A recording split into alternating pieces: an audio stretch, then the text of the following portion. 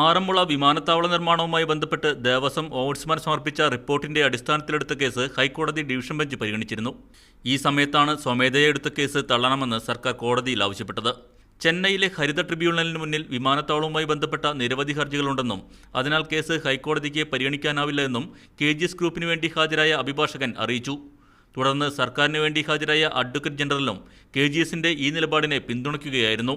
ഹരിത tribunal case പരിഗണിക്ക് സമാന്തര നടപടികളുമായി മുന്നോട്ടു പോകുന്നത് ശരിയല്ല. രണ്ട് കോടതികൾ കേസ് പരിഗണിക്കുന്നതിലെ ആശയക്കുഴപ്പം ഒഴിവാക്കണമെന്നും സർക്കാർ ആവശ്യപ്പെട്ടു. എന്നാൽ സർക്കാരിൻ്റെയും KGS ഗ്രൂപ്പിൻ്റെയും ഈ ആവശ്യം ഹൈക്കോടതി നിരാകരിച്ചു. ദേവസ്വം കേസുകൾ പരിഗണിക്കുന്ന ബെഞ്ചാണ് സ്വമേധയാ കേസെടുത്തത്. ക്ഷേത്രകാര്യങ്ങൾ മാത്രമാണ് ഈ ബെഞ്ച് പരിഗണിക്കുക. ക്ഷേത്രവുമായി ബന്ധപ്പെടാത്ത മറ്റു കാര്യങ്ങൾ പരിഗണിക്കുന്നില്ലെന്നും justice PR Ramachandran Nair, justice Abraham Mathew എന്നിവരടങ്ങിയ ഡിവിഷൻ ബെഞ്ച് വ്യക്തമാക്കി. ഫെബ്രുവരി 10 ഹർജി ഹൈക്കോടതി വീണ്ടും പരിഗണിക്കും.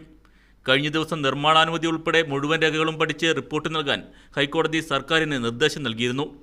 അനുമതി രേഖകൾ ഉൾപ്പെടെ കാര്യങ്ങൾ വിശദമായി പഠിച്ച ശേഷമേ വിമാനത്താവള നിർമ്മാണത്തിന് അനുമതി നൽകൂ എന്നും സർക്കാരും അറിയിച്ചിരുന്നു. മീഡിയ 1 കൊച്ചി.